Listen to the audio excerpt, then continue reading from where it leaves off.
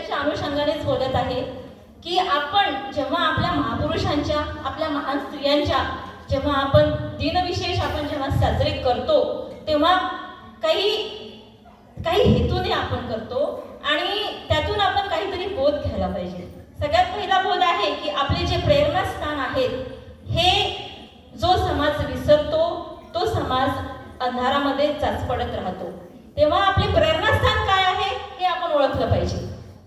आपल्या वक्त्यांनी सांगितलं की स्त्रियांची स्थिती फक्त स्त्रियांची नाही, तर ज्या 4 वर्णामध्ये आपण वाटल्या गेलो होतो, डिवाइड झालो होतो, त्यामधले जे खालचे जे वर्ण होते त्यांची जी अवस्था होती ती अवस्था पूर्वी कशी होती आणि ती अवस्था जी बदलवण्यात आली त्यामागे कोण कारण आहे ते आपण समजून घ्यायला पाहिजे. त्यासाठी आपण इतिहासाचा अभ्यास करायला पाहिजे.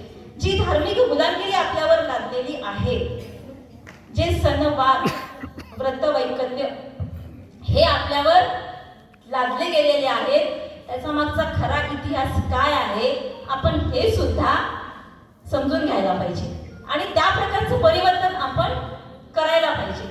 हे जर आपण करू शकत असू तर मला असं वाटतं की यांची जयंती इथे साजरी करण्यामध्ये काहीतरी अर्थ आहे.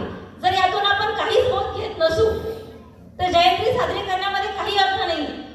मग आपण कसं ती म्हण आहे ना, लोका सांगे ब्रह्मज्ञान आणि स्वतः मात्र कुर्ड पाषाण, तर त्या सगळ्या गोष्टींची काहीच मला असं वाटतं की हे करण्यामध्ये काही अर्थ नाहीये.